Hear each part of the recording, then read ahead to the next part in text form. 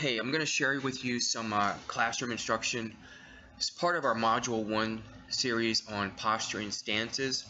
So while there's some retaliation involved in these demonstrations, the main concept that I'm trying to convey here is a mental posture, mental stance. This is your ignition switch, your permission to act per se. But I want you to kind of pay attention to how things are delivered from a dynamic perspective, and then how they're reciprocated from a dynamic perspective of and I hope that you can see some of the body mechanics that go with this, but again, try to isolate this as mental posture and stances versus the exchange of physicality that happens post contact. Okay, hope you enjoy, and maybe I'll add a little bit of notes after this. Okay, take care, peace.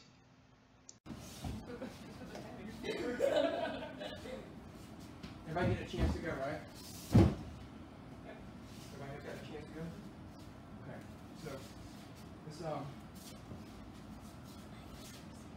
let's take a little different approach to it, because sometimes we just can't.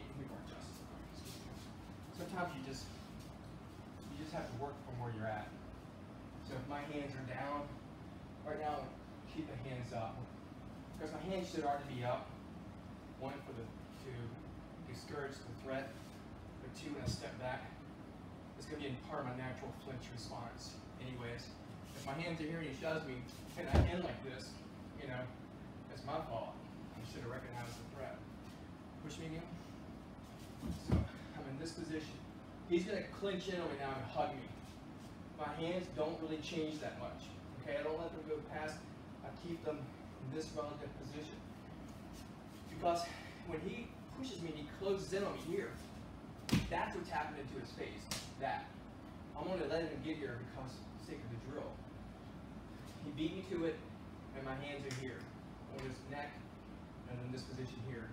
What I want to do is take my arm and reach around him, just the opposite of what we did here. This way I'm going to reach around, grab hold of the face, and then I'm going to pull back the same way that we just went to. So we're going the same way, just a different transportation route than I did hit. So if you did it before, when I ended here, and I had one hand there, and then I hit, the difference now is he's pushing it on me, and he's grinding me into the mat, like this here.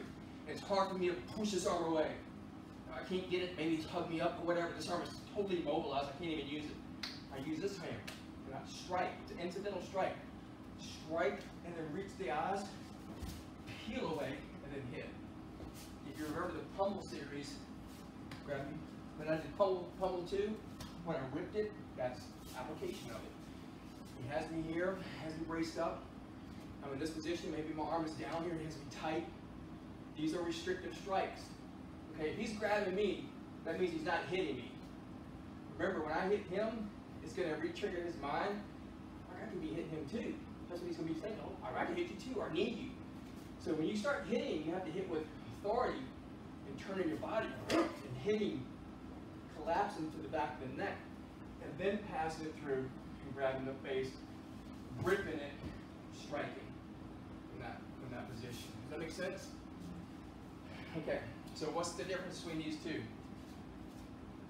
One, I'm here, and I'm here. My arm's on this side of his head. The other one, my arm's on this side of his head, or it's trapped. If it's here, I know I got these strikes. Okay, I know I have these.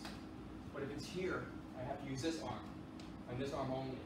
You think maybe you can grab and squeeze, but he has a delayed response to pain if it doesn't do injury. Like if I just squeeze him like this here, it's going to hurt. But with adrenaline and him salivating, like that to me, and I grab him, he's not going to feel that the same way that he would feel this. This causes injury, this just causes being pissed. Okay, squeezing, even biting is good, but you got to remember that you're not immobile. If I got to bite him, he's going to be yanking, ripping his head. I'm not going to have a real firm attachment for a long period of time. So my attachments have to be injury, and have to be hitting.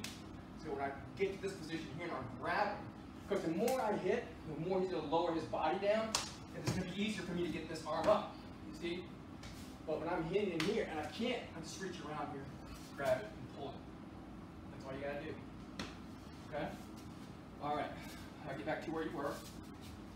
Rope, maybe end up like this. Okay? So he's got me in this position here. It's like, oh, he got me jacked up a little bit. So I come like a bar arm, come here, and I start to manipulate his psychology through aggressive dialogue, you know, aggressive hand gestures. But the whole idea is I want to make him feel like he's isolated and that he's in a very submissive position. That just gives me control, okay? If my goal was to rape him at this point, you know, I would probably have a blade, or I would have to take him to the ground, right? The whole idea of the shove match comes from, you know, hey man, I get like this position here, and I start pointing my finger, which could be a strike.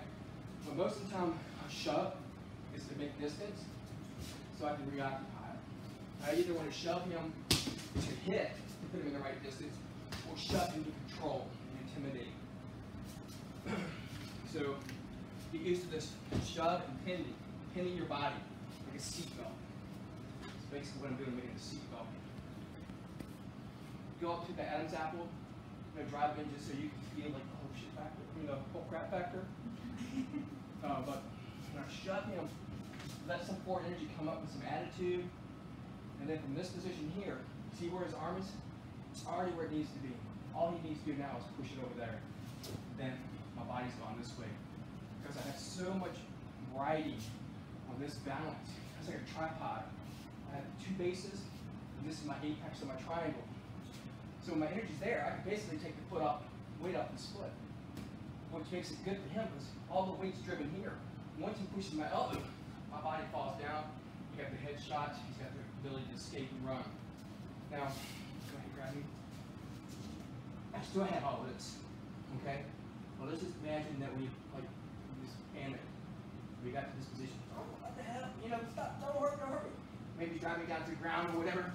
I can still push that elbow. Really kind of good. He's got the cross kind of tight. Put some meat on it. Yep. Don't let go, don't let go. Don't make it look easy, okay? Don't make it look easy. So the harder you push this, it's actually the easier it is for me. Because like I said, he has so much riding on this base point. All this time I got thunderclaps, I got eye gouges, I got this, I got strike, I got to run.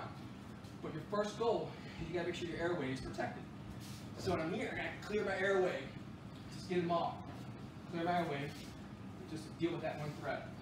When you get used to this and you have some reliability in this, you know this is here, that's what gives you opportunities to do other things beforehand. But once you get used to that crap, you just push it the same way I'm pointing. Whichever way I'm pointing is the way he pushes. Does that make sense? Okay, rotate. What changed in your mind, your psyche? Did anything change from your perspective? No, that you can hit harder. You can actually.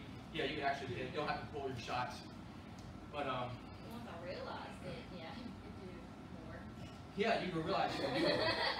That's the whole thing, you know, because it's like when we train with each other, we kind of, I have this, I guess, unwritten rule, you know, where we don't hit each other. But it's good to know that those are there. But when you put the hit gear on, it's like, you cannot hit this guy. You know, you almost got to second guess yourself. And I don't want you to do that. It's, you know, make sure you go straight for the shots at first. Thank you for nobody hammer fisting. I'm very thankful of that. That they do hurt bad. The palm strikes, we can take those all day long. Any questions on this format?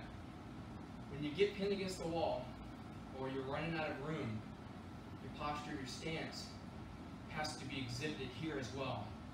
It just can't be, this is my posture, this is my stance. It's a mental engagement as well. It's this position. you get against the wall, I can't remember who it was. Somebody seemed like they froze a little bit. Okay. Look, that's just your body not accustomed to that specific task. You know, if you sit like, all right, I'm a respiratory therapist, and I stick tubes down people's throat all the time. You know, I put tubes down their lungs and all that stuff. It's nothing for me. Like if somebody was to pass out, he said, like, you know, intubate this person, I could do it, relax. I've been on that stress a lot. But if you ask me, you know, cut somebody's hair, or you know, do some condition work, or do this or that, I'm like, you go, that's what I gotta do perfect. I don't know how to do it at all. You know, I can't even hold scissors. I can't, because that's not my arena. And we're never like in a dynamic arena where we're always in a combat situation. We'd like to, maybe we can visualize, that'll help us overcome some obstacles. But having those good awareness skills are everything. Any questions on the wall stuff? Yes, ma'am. So like my size, his size, 'cause most of the time men are going to be way bigger than me. Would it be more smart to like knee him in the groin, then take him Whatever. inside? See that? Because he can